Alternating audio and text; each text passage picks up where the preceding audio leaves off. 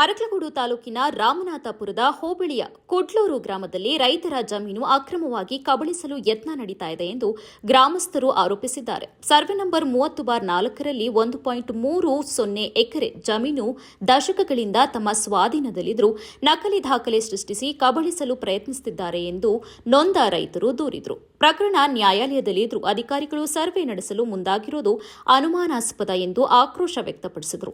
Police ಹಾಗೂ ಕಂದಾಯ ಇಲಾಖೆಯ ಅಧಿಕಾರಿಗಳ ವಿರುದ್ಧ ಕ್ರಮ ಕೈಗೊಳ್ಳಬೇಕು, ನ್ಯಾಯಯುತ ತನಿಖೆ ನಡೆಸಬೇಕು ಎಂದು ರೈತರು ಆಗ್ರಹಿಸಿದರು.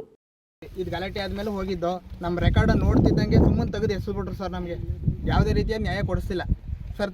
ನೋಡಿ ಸರ್, ಅವ್ರು ಕರೆಸಿ ಅದು ಯಾರು ಅಂತ ಗೊತ್ತಿಲ್ಲ ಅಂದರೆ ನಿಮ್ಮದು ನೀವು ನೋಡ್ಕೊ ಹೋಗ್ರಿ ಅಂತ ಹೇಳಿ ನಮಗೂ ಸಹ ಬೈದು ಕಳಿಸಿದ್ರು.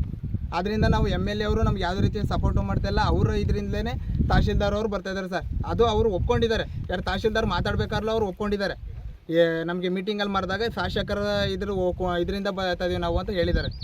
ಅದು ಸಹ ನಮ್ಮ ಊರಲ್ಲೆಲ್ಲ ಇದ್ದೀವಿ, ನಾವು ಸಾಕ್ಷಿ ಹೇಳ್ತೀವಿ. ಇವರಿಂದ ಸರ್ ಆಪೋಸಿಟ್ ಅವ್ರಿಗೂ ಅವರು ಪರಿಚಯ, ಅವರು ಮೀಟಿಂಗ್ ಕರೆದುಬಿಟ್ಟು ಹೇಳಿರೋದು. ನನಗೆ MLA ಅವರು ಹೇಳ್ತಾ ಇದ್ದಾರೆ.